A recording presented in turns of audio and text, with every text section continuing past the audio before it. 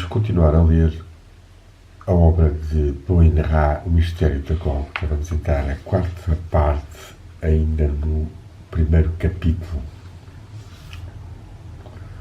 Retomando onde estávamos. Pedimos desculpas de algumas hesitações provenientes de estarmos a ler e a traduzir a obra, que apesar de já termos lido mais do que uma vez, lemos em francês e na nossa língua interior. Fizemos algumas comparações com o texto alemão e algumas palavras-chave, e eis uma leitura de divulgação desta obra valiosa de Boin Ra, que a sua alma consiga despertar mais com o ensinamento que aqui é transmitido por este grande mestre. É só nas profundezas da sua sensibilidade que as pessoas de boa vontade podem pressentir, numa certa medida, o que o eterno é em realidade. E contra esta realidade, qualquer tentativa de interpretação meramente de caráter especulativo tem obrigatoriamente de se estilhaçar.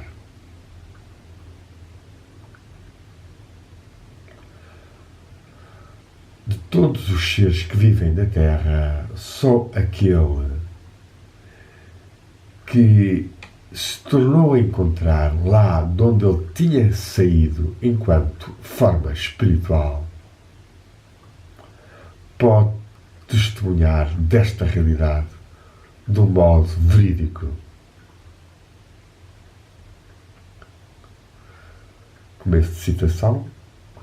uma frase de Jesus: ninguém chega ou vai ao Pai senão através de mim. Aquele ser que pronunciou estas palavras pertence ao pequeno número daqueles que viram a realidade face a face, bem antes de terem encontrado nesta terra o envelope de um animal humano, graças aos quais eles foram capacitados de ensinar, enquanto criaturas de carne e de sangue, o que o Pai deles lhes ordenava de fazerem conhecer aos seres humanos. Cada um dos radiantes da luz original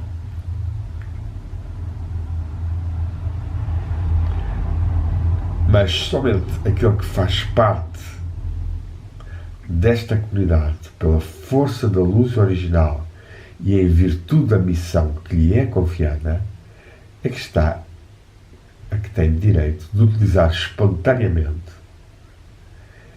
em razão ou por causa da sua profunda identidade e essência espiritual, a mesma palavra carregada do mesmo sentido que o mestre dos Evangelhos, ainda que todos os seres destes radiantes denominados irmãos honrem nele o ser que suplanta em força de amor todo aquele que até essa época tinha percorrido a Terra sob uma forma humana.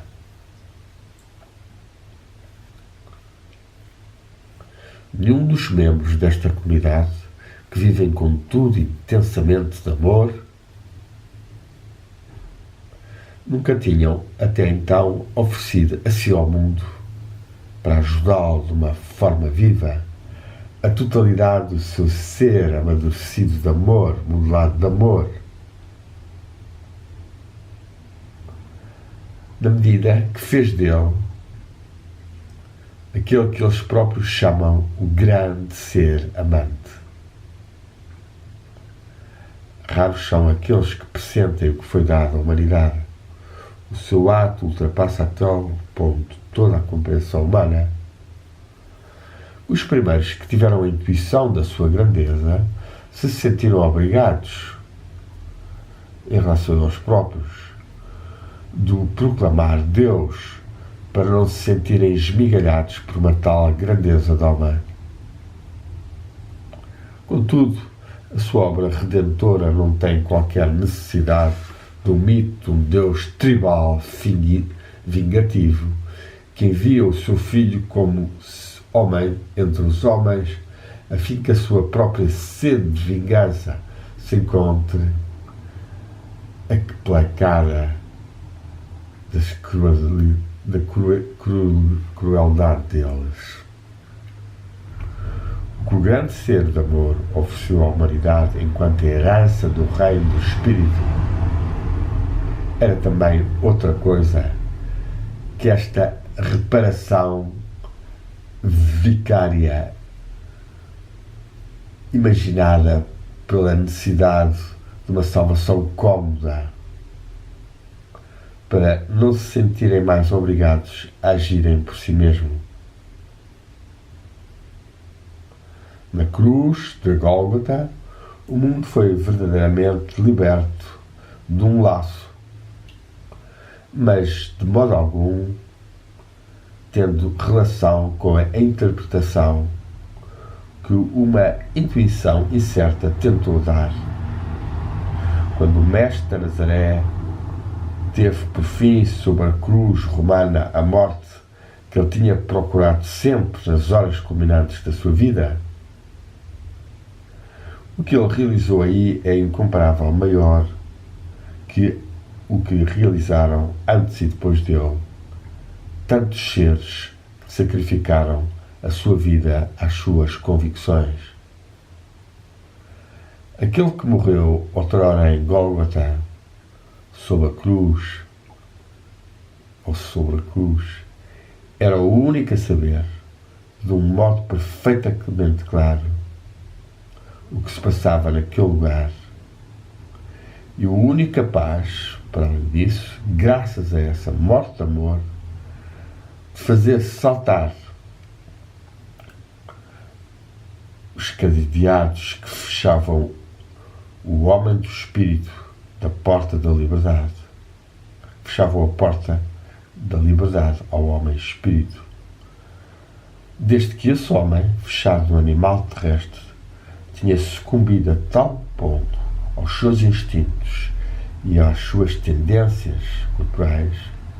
que já não se parecia possível libertar-se do destino do animal. Só um conhecedor, podendo compreender que seja possível, graças ao mais sublime ato de amor do homem, de despertar de novo uma força espiritual no domínio da potência humana, só esse poderá compreender o despertar de tal modo que possa ser alcançado por todos aqueles nos quais ou à volta dos quais as lianas dos instintos animais se encontram agarradas solidamente e perigosamente. Compreender também que só aquele que fundira o animal e o seu próprio elemento espiritual no novo ser poderia abrir a via àqueles que querem seguir.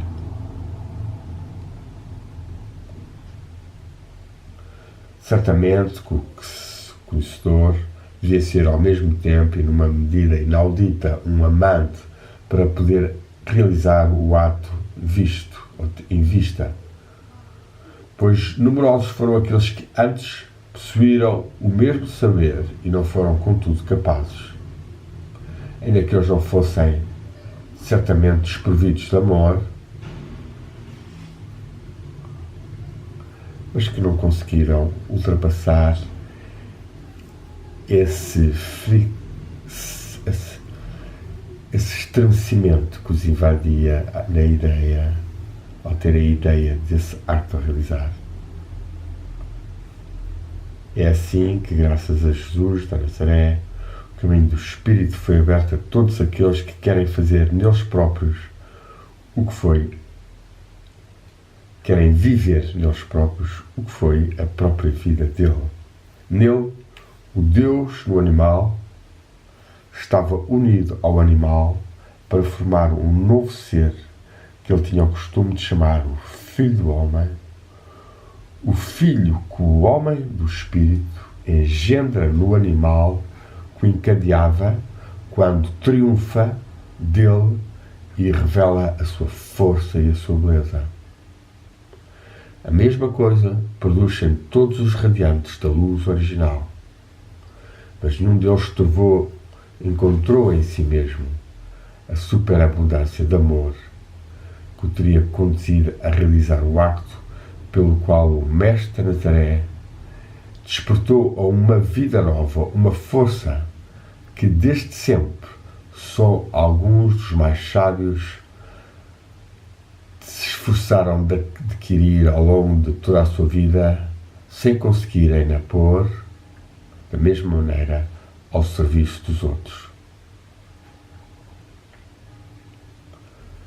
Não foi a morte enquanto tal que provocou essa renovação dessa força na aura espiritual da Terra. E não foi também o martírio que precedeu a morte do Mestre. Somente a força do amor conseguiu realizar o milagre.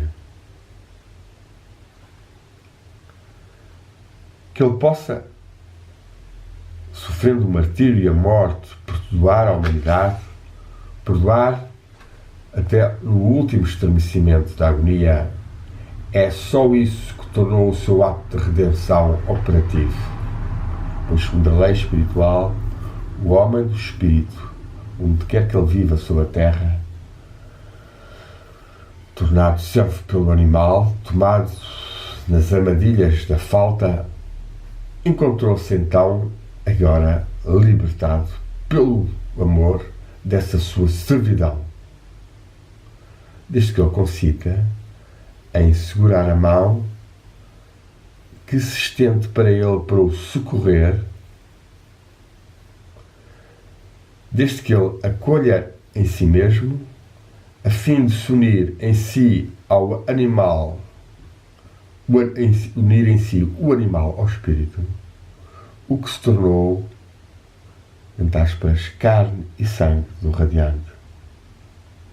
Somente um ser ao qual o Pai tinha transmitido tudo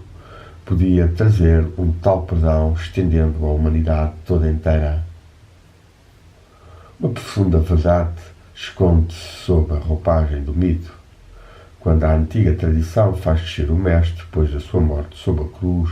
para as almas justas do passado. Pois os efeitos do seu acto não se limitam a uma época determinada, mas são sentidos por todos aqueles mesmo que tenham desaparecido há muito tempo, como também aqueles que virão ao mundo nos milénios de anos para a frente. Aqueles que só dão valor ao testemunho dos seus sentidos animais consideram muito absurdas as coisas que eu vou dizer aqui. Eles são incapazes, no sentido mais literal do termo, de alcançar o que o ato de um só ser humano pode modificar nas possibilidades espirituais de todo o ser que tem em si o nome do homem ou do humano.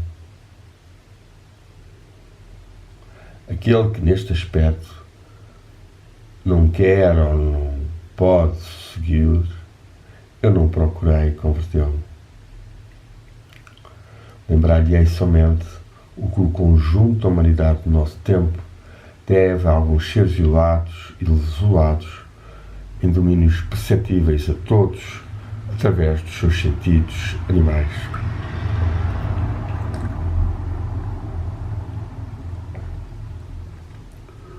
facto que o alcance da ação de um só ser que tem a vocação de agir a partir do plano espiritual seja infinitamente mais grande, escapa seguramente ao olhar exterior. E só terá alguma capacidade de ter alguma ideia aquele a quem cabe pessoalmente a missão de agir no espiritual e a partir do espírito.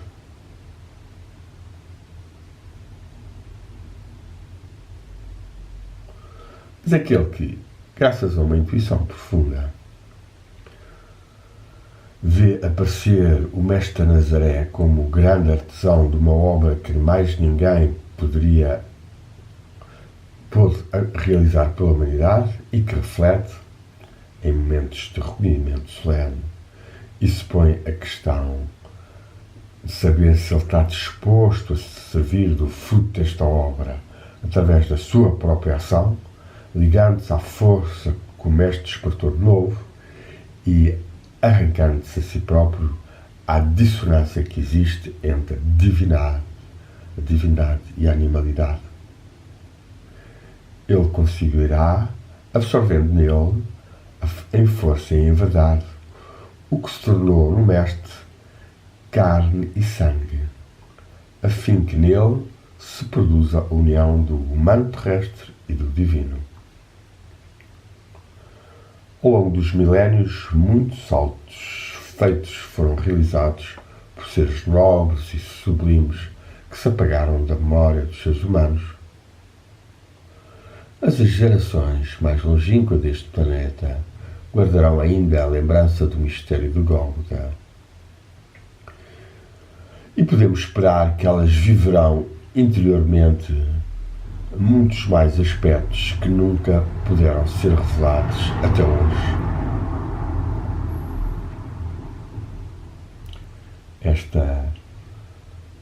Esta profecia de Bo-in-Ra, interessante, valiosa, sabe do aparecimento dos manuscritos de Nag Hammadi e de mais alguns códices, ou mesmo de alguns aprofundamentos, não tem tido, de facto, efeitos muito visíveis numa humanidade cada vez menos descrente religiosamente, cada vez mais relativista, positivista, mais apegada não tanto ao animal, mas talvez ao tecnológico. Mas continuemos. Pai, perdoai-lhes, pois eles não sabem o que fazem. Estas palavras dos Evangelhos brilham através de todos os tempos como um signo da luz radiante de um amor incomensurável. Somente um radiante da luz original podia pronunciá-las e, contudo, nenhum deles, à exceção de um só, o grande ser amante, ousou que era preciso ousar para que tais palavras se pudessem realizar. Hoje ainda, enquanto houver seres humanos na Terra, este grande ser amante permanece unido sob uma forma espiritual a todos aqueles que, como ele, constituem uma cadeia, uma fraternidade de ligações, de seres deles, uma cadeia espiritual, ligando ao eterno o mundo perecível dos sentidos, e encontra-se próximo dos seres que o chamam, entre aspas, que aquele que pode compreender, que compreenda. Este que escreve estas palavras, entre parênteses, Bo-in-Ra, presta-lhe testemunho como poderia também testemunhar a existência do Sol. Nenhum membro da unidade múltipla dos radiantes da luz original jamais se separou dos outros membros desta comunidade espiritual. Nenhum age unicamente por ele próprio. Mesmo aquele que há cerca de 2000 anos anunciou com amor e autoridade a boa nova aos seus discípulos, demasiado desprovidos de sagacidade, não agia e não age nunca, outrora como hoje, sozinho. Mesmo ele obedece ao mandato que lhe é confiado, assim como a todos os seus irmãos, pela palavra original, da qual todos aqueles que estão aderidos a ele agem aqui e que agem aqui embaixo são, entre aspas, as palavras Amém, Temos aqui uma bela descrição do corpo místico dos grandes seres e da comunhão da palavra original. Ao longo dos séculos surgiu nos órficos, nos pitagóricos e alguns mestres, e que por vezes ainda abençoa algum de nós que por algum modo merece por momentos ser abençoado por tal corrente na qual os radiantes da luz original se encontram sempre. Continuemos. Mesmo aquele que está submetido ao Pai, à sublime realidade espiritual que ultrapassa todo o poder de compreensão e que é o verdadeiro mestre em cada um dos radiantes, o grande chefe sagrado de todos os irmãos da Terra, este ser impronunciável ou inefável, que é tal como é determinado de eternidade em eternidade, ou seja, que é o que ele é de eternidade em eternidade, permanecendo na palavra original e, portanto, sempre presente sob uma forma espiritual aos radiantes desta Terra, desvendado ao olhar deles e realizando através de cada um deles, segundo as suas forças e a sua natureza, o trabalho do eterno amor. Daqui a tradição dos cavaleiros do amor, dos fiéis do amor, que perpassa na Idade Média, tanto cristã como islâmica, Sohrawardi, os trovadores, mais tarde Camões, o mesmo antes Tom Diniz, Jorge Ferreira de Vasconcelos e outros seres, e que nós devemos saudar na tradição espiritual de cada